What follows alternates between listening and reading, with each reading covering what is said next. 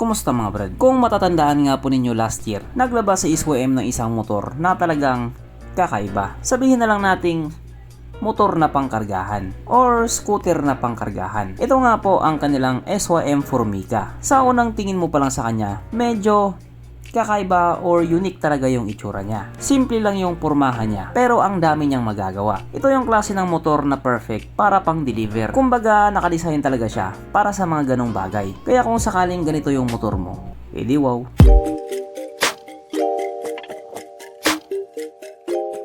Pero syempre bago tayo magpatuloy, kung bago ka pa lamang napadpad dito sa aking walang kwentang channel, huwag ka na mag-subscribe. So yun na nga, noong nilabas nga po ang SYM Formica doon sa Taiwan noong nakaraang taon, marami din talaga ang nagkagusto dito dahil nga sa function niya or sa mga kaya niyang gawin. Kitang kita naman sa kanya na pangmalakasan talaga siya. Ang dami niyang pwedeng ikarga or kayang ikarga. At alam naman natin na ang brand na SYM ay isa po sa pinakasikat na brand doon sa Taiwan. At ang karibal nga po niya doon, walang iba kundi si Kymco.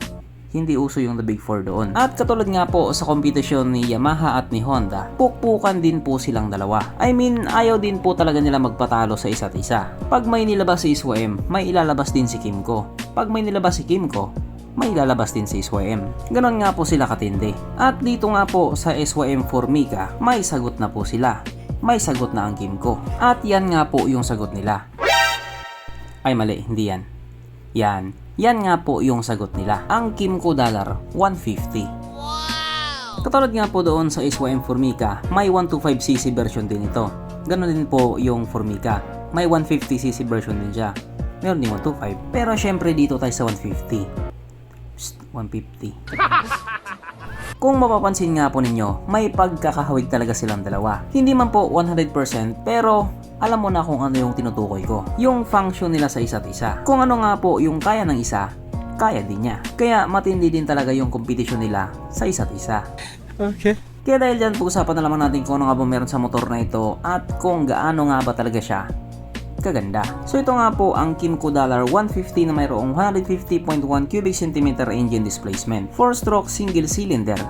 Single overhead cam with 2 valves. Fuel injected kaso lang ito po ay naka-air cooled pa din. Panisyan sa akong nakalikon 2.5. Pagdating naman po sa kanyang power, ito pa ay mayroong 11.6 horsepower, 5,500 RPM, 12.8 Nm of torque at 5,500 RPM. Pero dahil nga po kalalabas pa lamang sa motor na ito, wala pa po tayong idea pagdating sa kanyang top speed. Pero sigurado mabagal pa yung motor na yan. Nandun pa kasi sa Taiwan. Ang kanyang tangke ay kaya makarga ng 8 liters fuel tank capacity na kumukonsumo naman na po ng 45 km per liter. So parang nga po sa isang 150cc na scooter, matipid na po siya. Ang sukat na kanyang gulong 90x90x12 sa harap at 100x90x10 naman sa likuran. Syempre pares po itong naka-tubeless. At hindi nga po katulad doon sa Formica, mas malaki yung gulong niya sa unahan.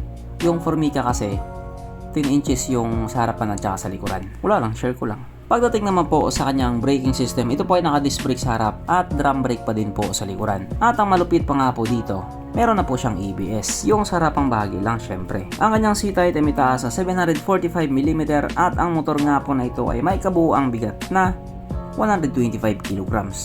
So pagdating nga po sa seat height niya, mababa lang talaga siya.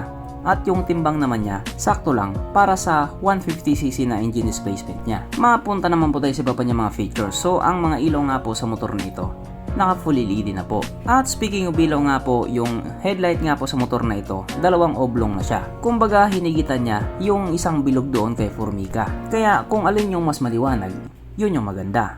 Yun yung panalo. Ang kanyang gauge panel ito nga po ay naka full digital na ganyan nga po yung itsura. Simple lang pero bumagay naman sa kanya. At idagdag mo pa yung napakalinis na naked handlebar niya. O alam ko hindi lahat ng tao magugustuhan yung ganyang style ng motor or yung ganyang manibela ng motor. Pero kasi para sa akin kapag naka naked handlebar, napakalinis tignan. Kaya pasadong pasado talaga to. At syempre hindi nga po mawala sa motor na ito ang kanyang USB charging port na para kahit saan ka nga po magpunta hindi ka na mangangamba na baka malubat yung cellphone mo kasi nga manonood ka pa ng Pornhub. At isa nga po sa mga advantage niya doon sa ibang motor, yung fuel cap niya nakalagay na po sa may harapan. Kaya kung sakaling magpagas ka, hindi ka na mahihirapan pa. Pagas ka lang ng 50. Kaso lang, katulad nga po sa mga bagong labas na motor ngayon or mga scooter ngayon, wala na po siyang kickstart. Na siya nga pong palaging hinahanap ng mga taong walang pambili. Pero dito, may pambili ka man o wala, panigurado hinahanap mo to. Sapagkat nandito na nga po tayo sa exciting na part, ang kanyang mga suspension. So sa harapang bahagi nga po, ito ay ginamitan ng telescopic fork. At sa likuran naman, ito po ay gumagamit ng dual shock absorber na ayon nga po sa mga taong nakagamit sa motor na ito, maganda ang bounce.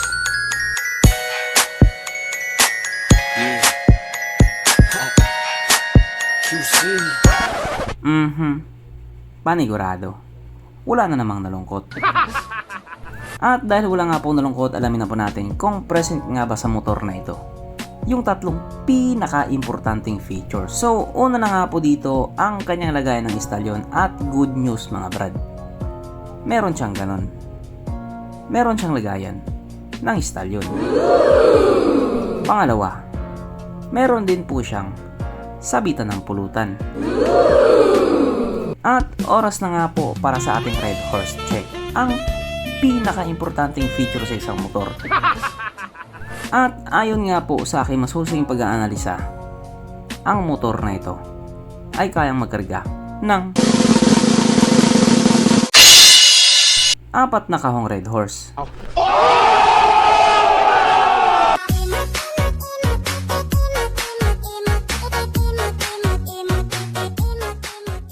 So therefore ang motor na ito, malinaw pa sa sikat ng araw, talagang highly recommended.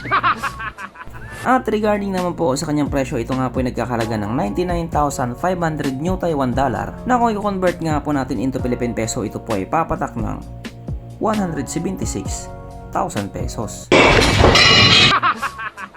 Pero syempre, presyo po yan sa Taiwan at mahal din talaga yung bilihin doon. Pero kung sakaling ilabas yan sa Pilipinas, panigurado magbabago din yung presyo niyan. At kapag yan nga po ay nilabas sa Pilipinas, panigurado tatangkilikin din ng mga tao yan. Kasi nga po yung design niya, perfect talaga para sa mga service delivery courier katulad ng Lalamove, Foodpanda, Grab, pwede ring Joyride, Angkas, Move It. Huwag mo lang gamitin para magnakaw ng ulam. Hindi nakatanggap-tanggap yun. At doon din sa mga taong mahilig mamundok-bundok or mahilig mag-offroad, swak din po sa inyo ang motor na ito. Kargahan nyo ng mga bag or kargahan mo ng tent or kahit ano pa yung gustong ikarga mo. Kayang-kaya yan. Ang tanong na lang dito ngayon, kung ilalabas ba? At dyan nga po sa tanong na yan, si Kim ko lang din talaga nakakaalam. Kaya ang magagawa natin sa ngayon, magantay. So hanggang dito na lang muna mga brad. Kung may gustong sabihin or gustong idagdag doon sa mga sinabi ko, mag-comment ka na lamang sa baba. Okay, bye.